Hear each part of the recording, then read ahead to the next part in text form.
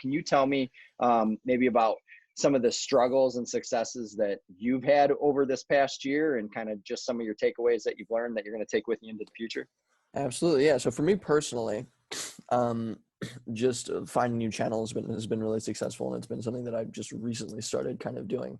Um, Before I go to that, challenges, I have been kind of bouncing around all back and forth. Right now, I'm trying to monetize my show full time and get everything that I'm doing there full time so I can move away from some freelance work that I'm doing and some freelance clients and have a little bit more flexibility on just building my primary business.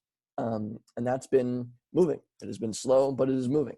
Um, I have kind of stuck myself in a wind tunnel sometimes. Sometimes I won't talk to other people. Sometimes I won't like take too many calls, and I'll just focus on a certain day of just like, I'm gonna get through it. Like this week is just for work, right? And I'll push all meetings off and things like that. And that's fine. Um, Pushing meetings off is fine, but pushing off like activities with like friends or mentors or like people that you do business like that you trust and you confide in, like you end up putting yourself in kind of like a mind like tunnel. It's a little your own little group think, and you don't end up having a lot of creative ideas.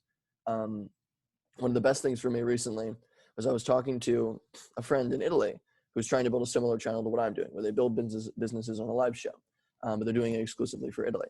And they had a massive amount of success because they were experimenting a lot more. They're unbelievably early. They just started, but they have way, way more traction on some of their live streams than I've done. And I asked them how, like, how are you doing that? Like, what's your kind of uh, advertising method to get in front of these students? And they said, well, we go to student groups. And I was previously just going to classes and professors and more like deeper in universities, because that students and business tech art students are really good for this kind of stuff. They care about my content a lot more.